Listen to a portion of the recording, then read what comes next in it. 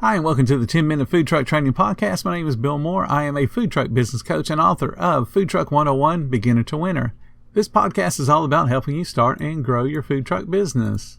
Yesterday, I talked about a company called Reef Technologies. They're a company that supplies ghost kitchens for fast food restaurants, especially like Wendy's, for example. What a ghost kitchen is, it allows the restaurant to extend their service area, so to speak, so they can have this ghost kitchen set up all the way across town from their main brick and mortar location. So when somebody places an order online through a third-party delivery app, instead of those delivery drivers having to go all the way across town to get to the brick and mortar, they can just pull up to the ghost kitchen, grab the food, and take it to the guest. What that does is it gets the guest the food faster than if they'd actually driven across town to get the food from the brick and mortar. So it provides the guest a better eating opportunity because the food should be hotter and it should also be quicker. But there are some downsides to this particular technology that's going to end up impacting us.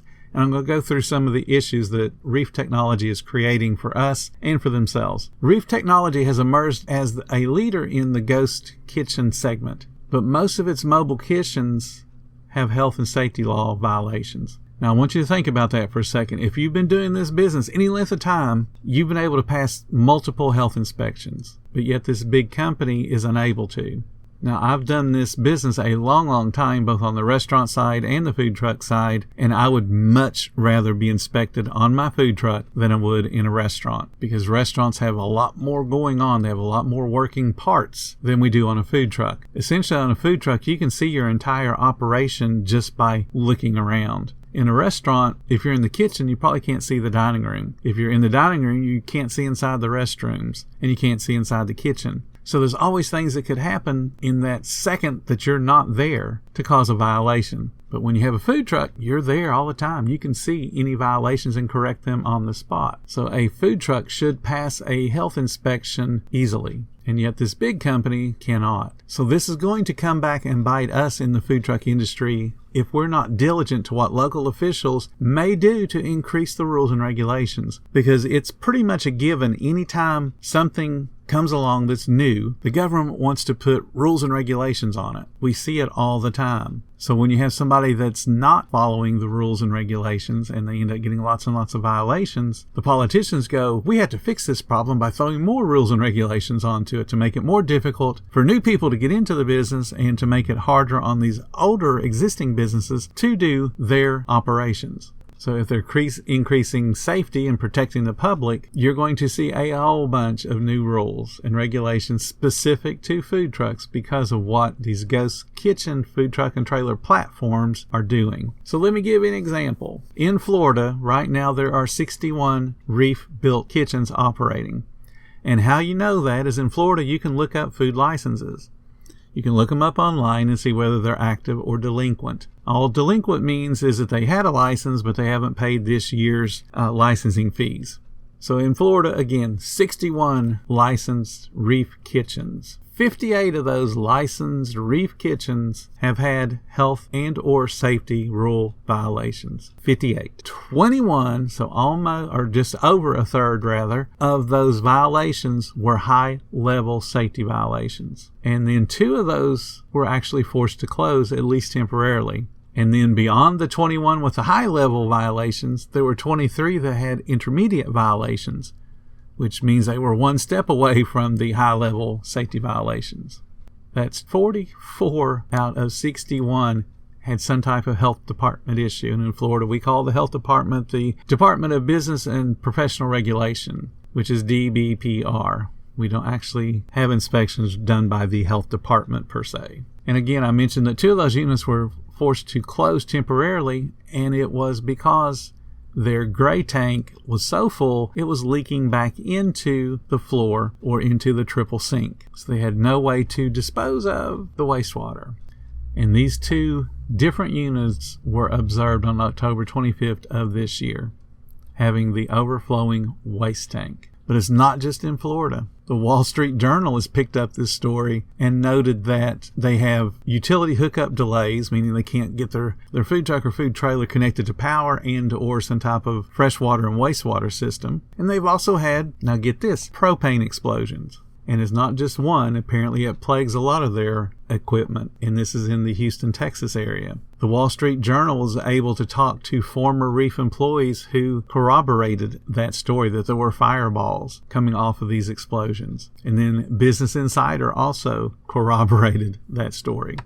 And Business Insider also found out that through these former employees, a lot of food was being served undercooked, and many of the other units were running out of water for basic things like dishwashing and hand washing. So think about those complications. When you have multiple instances of, say, a fireball, which is a propane issue, or you have units running out of fresh water to at least do hand washing, the government is going to put more rules on there. They may increase the tank size, which will in turn increase your expenses because now you need a bigger tank that may or may not fit in your current setup. They may require more frequent inspections of the propane equipment, which now means you have to deal with a new inspector more frequently. They may do other things to help prevent these kind of things from happening, which all it does is create more hoops for you to have to jump through as an individual owner. But it doesn't just happen in Florida and in Houston.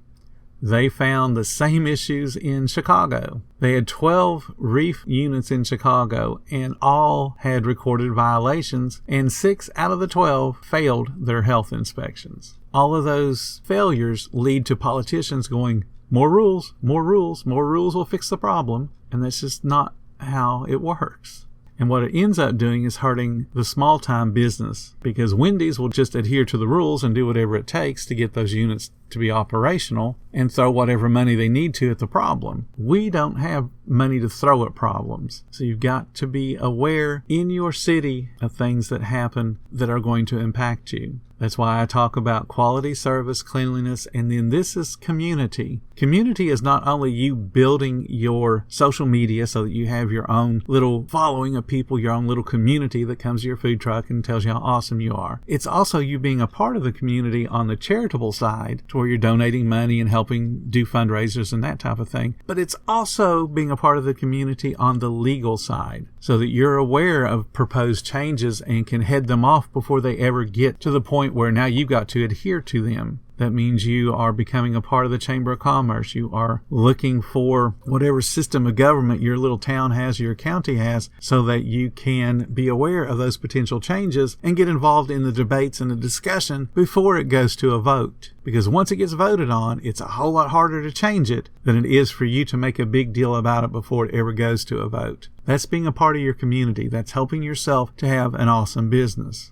But I've talked about Florida and Houston and Chicago, but also it extends to New York City. So now you're talking about a lot of very heavily populated areas where food trucks are very popular and very well recognized. These companies aren't doing things correctly. And I can promise you it's going to lead to changes that will impact your business. So don't sit back and clap that, oh yeah, they're failing and they'll eventually go away, because they won't. I can promise you they will continue to throw money at the problem till it gets fixed. But while they're throwing money at the problem, the politicians are going to go, ooh, we can make more money too, because now these fast food restaurants are throwing money our way. So let's go ahead and throw a few more rules and permits and regulations to make sure that the government gets their cut of whatever money's being thrown to fix the problem. You want to be able to head off those things because it will help you. Stay aware of what's going on in your community. Thank you guys so much for listening. If you are finding the information helpful in your food truck business, please consider becoming a monthly supporter of our podcast. Just hit the support button or follow the links in the description. Every little bit does help keep us going. If you guys are in need of a coach to help you reach your food truck business's full potential, check out my affordable services. It's on my website, and the links are in the description below. And please, if you haven't already joined our Facebook group, it's called Food Truck Training. We got a whole bunch of awesome people there at all different levels of the business, from starting to decades-old veterans. Just check us out, because we're there to help you succeed. Thank you guys so much for listening. Come back tomorrow, because you know I've got plenty more to say about the food industry.